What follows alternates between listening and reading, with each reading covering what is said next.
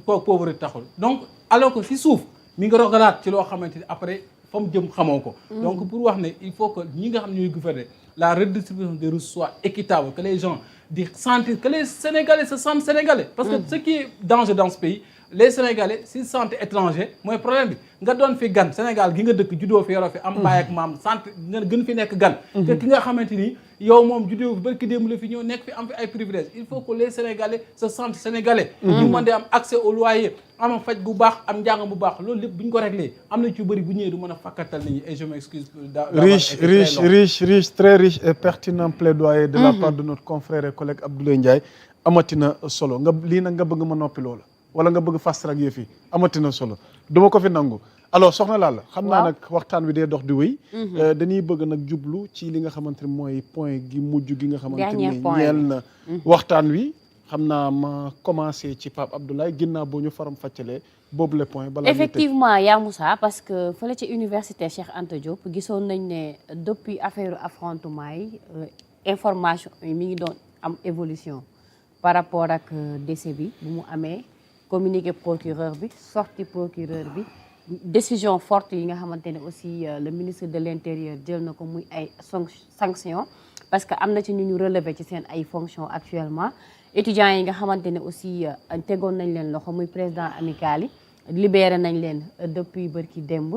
donc ñoom aussi ñu ngi continuer di laaj revendication mooy lu jëm ci wàllu leeral circonstance su décès Abdoulaye Ba en plus tamit seen rappel yi nga xamante ne moom moo bokk na ci li gën a andi problème par rapport ak loolu ñu exiger pour que état du Sénégal mu fay leen ko je pense que ci gàttal loolu mooy évolution bi am ci bi yëf yi tàmbalee ba tey suba aussi xam naa Pape Abdoulaye Touré dina ci ñëw muy marche pacifique bi nga xam ne dañ ko def contre les bavures policières yaa Moussa. ok c'est important donc mën nañ dem directement ci Pape Abdoulaye Touré. on enchaîne comme ça Pape Abdoulaye mën a rebondir foofu. waaw di delluwaat rek di jaale di masawu ñuy faatule parce que li xew mënoon nañ ko éviter soo leen di am seetlu alerte yi yàggoon na man si je me rappelle bien depuis des mois su ma juumul novembre ci laa commencé di artu naan li xew université ñu ne ci patapataaral tey su musiba amee ñi noppi woon ñëpp dinañ génn wax effectivement malheureusement nag noonu la demee tey boo xool communiqué yu ci am yëpp c'est après l'irréparable bi mu amee la te c'était vraiment à éviter moo tax je pense que lii tamit war nañu jàngal te lii sax waruñu woon jàngal lu ñu waroon jàngal mooy li fi jot a xew ñun ñëpp fekkee nañu Balla Gaye Bassirou Faye ak ñoomi Sène Fallou Sène ak suñu mbokk étudiants yi fi faatu ci événement depuis le report élection yi fële ca UGB mu waroon ñëw jàngal lu bëri parce que ñun lu waay gàtt dégg-dégg lu waay ñàkk information ci réew mi war nga xam ni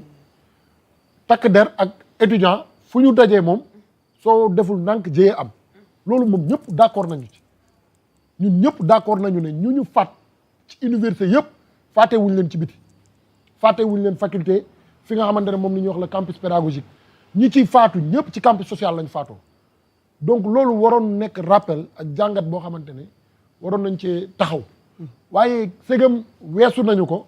taxul ñu weesu ko parce que dañ ci war a tirer les leçons pour que mu bañ a amati à plus jamais nag peu importe le régime qui sera là mais à plus jamais lii bañatee amati donc loolu benn la ci ñaareel bi mooy comme nu mu ko waxee ñun ñëpp xam nañu situation bi fu mu tolloon jamono jooju parce que sooy xool depuis le mois de novembre ci la étudiants yi commencé def mouvement d'humeur jëm ci seen ay rappel en tout cas mu bokk ci ñu mu gën a concerné muy les étudiants en master 1 ndaxte sooy xool tey ñun ñëpp d'accord nañu ne université dafa nekk en retard le calendrier universitaire bu ñuy wax dafa déréglé yaa Moussa man maa ngi master 2 en droit privé des affaires option juriste conseiller d'entreprise à l'université Amadou Hampâté Bâ maa ngi jégalu ci publicité bi mais maa raw waa UCAD ci naka te man sama suspension de 5 ans levé nañu ko am naa tey possibilité te fas yéene naa ko def dellu UCAD université Cheikh Anta Diop de Dakar à la faculté des sciences juridiques et politiques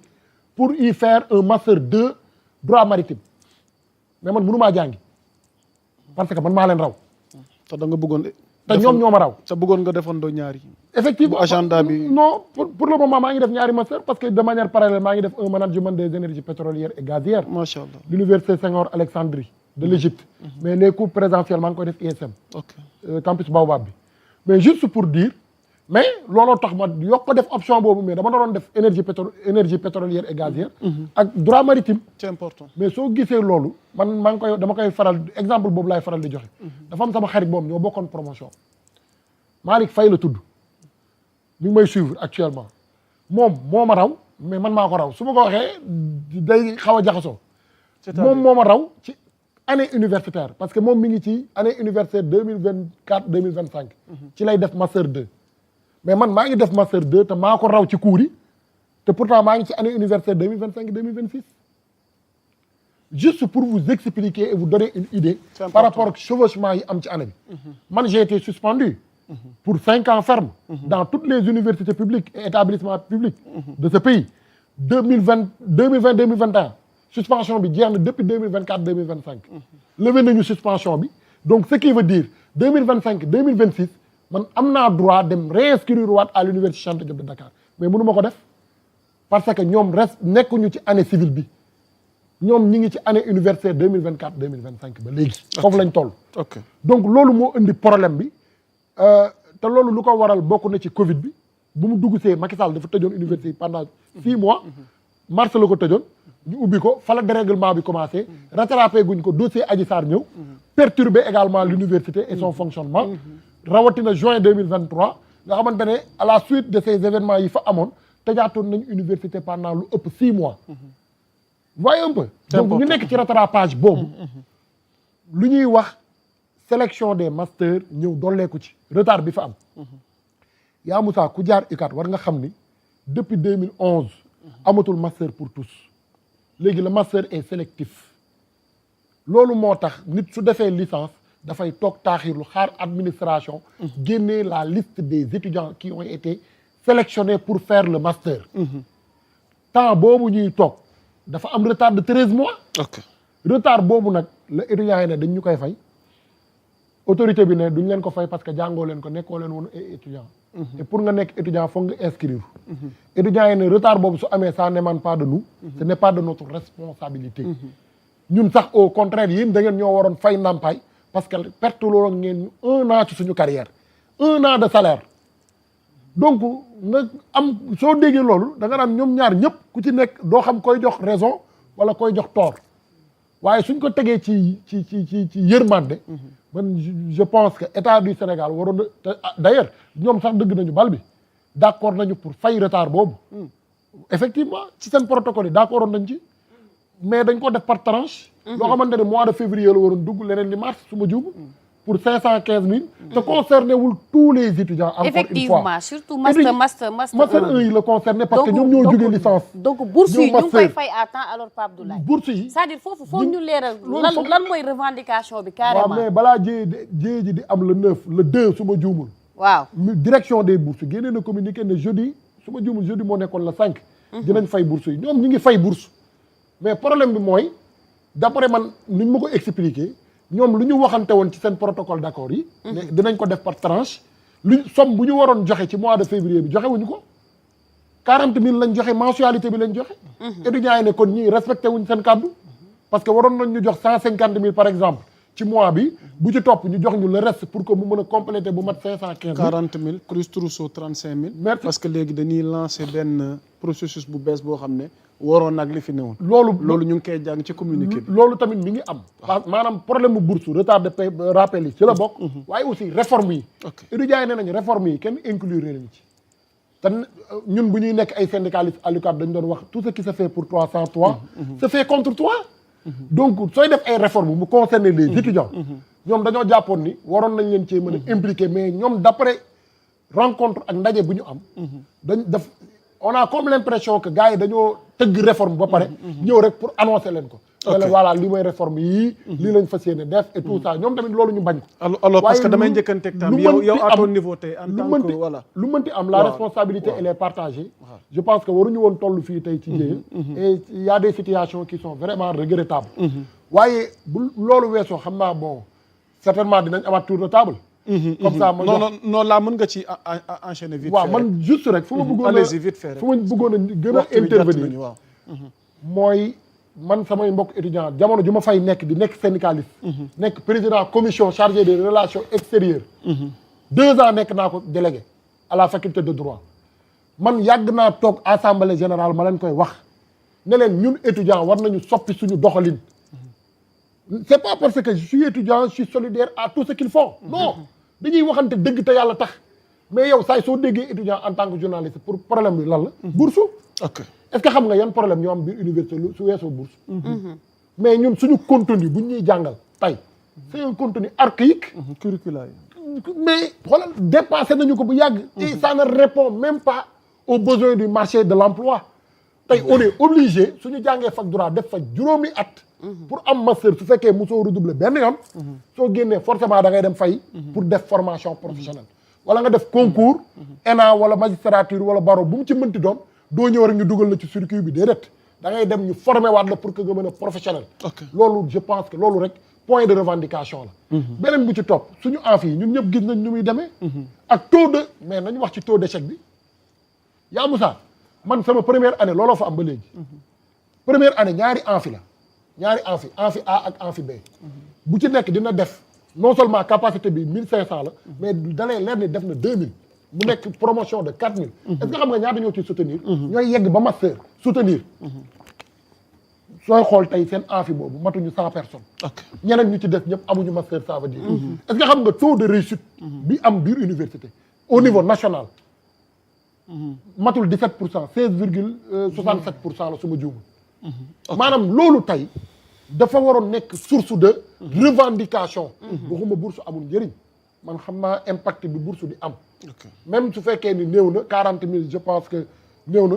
waaye am na yeneen i problème yoo xamante ne am na biir université ñu waroon cee def ay taxaw seetlu. mais le déficit des enseignants est-ce que xam nga soo demee ci dans le cadre de l'OCDE men est-ce que xam nga lan la ñu wax ni moom nga war a am ci nombre d'enseignants pour sa enseignement supérieur mën a am qualité. li may wax ni étudiants yu dëggu tamay seetal xam nañu ko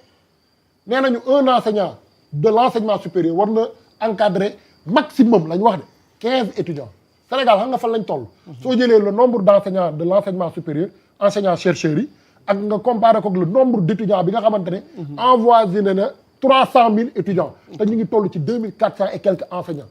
soo defee ratio bi xam nga lan la ñu am. un enseignant pour 115 étudiants. tey loolu tey waroon na nekk source de revendication parce que surcharge boobu ñuy def enseignant bi. moo tax correction yi du jaar yoon. ñaata yoon ni ñuy publier ay résultats nga gis ay omission de note am na ñoo am dàq nañu leen pour faute d'omission de note. omission de note nga nekk Tamba. ñu publier ne réclamation suba la. mënoo ñëw te yow leer na ni defaluñ na sa note. loolu cartouché nit cartouché nit nga perte ko perte année boobu. donc yooyu noonu yëpp je pense que c'est des sources de revendication rawatina surpeuplement bi am ci université yi ainsi que les travaux inachevés j'aurais bien aimé voir mes camarades étudiants ne ah ñun kat tey dañuy manifester ñu ne leen lu tax ñu ne parce que dañoo am ay travaux yu inachevés dañoo gis ne état bu ñëw ci campus social bi rek lay def ay pavillon pour dëkkuwaay wala restaurant mais kañ la état di ñëw di augmenter capacité d'accueil faculté bi ci boppam les amphithéâtres parce que da ngay gis ay nit yu toog ci ay escalier professeur bi suy jàll ñun dañuy pousse suñu mbagg pour may ko mu jàll donc yooyu yëpp c'est des problématiques surtout taux d'échec bi ak taux d'abandon bi taux d'abandon bi yegg na pratiquement ci 40% taux d'abandon entre la licence 1 et la licence 2 à la licence 3 du moins nga xamante ne nit day ñëw xool université rek mu bàyyi ñu bëri noonu la ñuy def gis conditions yi tellement que les conditions ne sont pas réunies je pense que lii débat bu am solo la mënuñoo tënk lépp mais jàpp naa ni lii tamit étudiants yi war nañ ci bàyyi xel et lii lenn rek moo ko mën a saafara d'après man réforme ñu woote assise nationale sur l'enseignement supérieur mu bañ a nekk comité de dialogue kese comité de dialogue mën na indi apaisement baax na waaye suñ ci jógee parce que gis naa ministère bi lancé ko jox ko le recteur de l'université Cheikh Ahmadou Bamba c'est un doyen très respecté dans ce milieu mais buñ ci jógee lu ñu def ci assise nationale de la justice man ma demoon fa ñu def ko ci dialogue politique dafa ëpp dayoo enseignement supérieur nga war a former les futurs cadres de ce pays nañu woo ñëpp gis nga millions yu ñu dugal ci organisation yooyu man ak yow daan nañ fa daje foofu ca Diamniadio président moo koy ubbi gouvernement bi yëpp toog nañ ko defee noonu ci nii président ñëw woote ko ubbi ko gouvernement bi ñëpp toog ñu ciblé point par point woo leen yéen presse bi étudiants yi toog autorités yi toog ku ci nekk ñu xaatim ku ko njëkk a violé ñu ne ko yow yaa nekkul ci dëgg loolu laa jàpp ni bés bu ñu ko defee dina apporter ay solution quoi assise ak réforme ñaata yoon lañ ko fi def buñ paree ranger ko ci 3 jours yi ñuy def jam ñaajo dépense inutile yooyu am na feneen fu mu xaj wallaay li ñu jot a assise nañ ko appliquer ba pare doo ko wax exactement loolu la c'est important alors Arona tàggoo bu dul tàggatoo ndax dinañ amaat yeneen jotaay ngir gën a mën a yaatal ci yeneen sujet premier numéro tey gi amoon nañ mbégte sekk ko ak yéen alors sa kàddu gu mujj sooy tëj nga tëjaale ko donc may ma 1 minute ma def benn waaw mais nag da ngeen may dimbali man tamit bu leen xool léeg-léeg li leen arrangé benn 1 minute rek ma def dimbali leen ma ndax waxtu wi dab nañu waaw ñi nekk ci acte contre nature ak étudiants yi ak applicabilité 1 minute nga wax waaw du ko sax mat waaw allez-y vite fait rek waxtu bi quoi paradoxe bi am ngeen dimbali ma ci loolu paradoxe bi am mi ngi commencé ci Jean-Luc Mélenchon d'abord moom ku xam taxawaayam xam rôlam xam ni il est payé pour opposer en France lui il est payé pour être opposant et dérouler benn calendrier récemment il y a une semaine su ma juumul au Sénégal il y a un ministre anglais bu nga xamante ni ñëw na fi rendre visite suñu état bi mais jëkkëram la àndal te góor la donc ñoom ñooy yor encore financement yi te même problème on parle de fi li fi am ensuite lii ñuy wax nii man gëw ma ni dina yàgg wala dina sori bien vrai que beaucoup de noms seront cités mais bu deful nank après du mujj fenn mooy le Pape lay doon wax parce que lii rogatoire la su ma jumul France la jógee te France acte contre nature wala homosexualité dañ ko fa nangu donc France déem lay mujjee donc yooyu résumé yooyu ñëpp plus ay assises yoo xam ne jot nañ ko fi waxtaan ay problème xam jot nañ ko fi waxtaan ay solution yaa ngi fi mais volonté boobu noonu moom la politique bi di dominer ba parfois li ñu waroon mën a def pour régler situation bi duñ ko mujj def su ko defee dañuy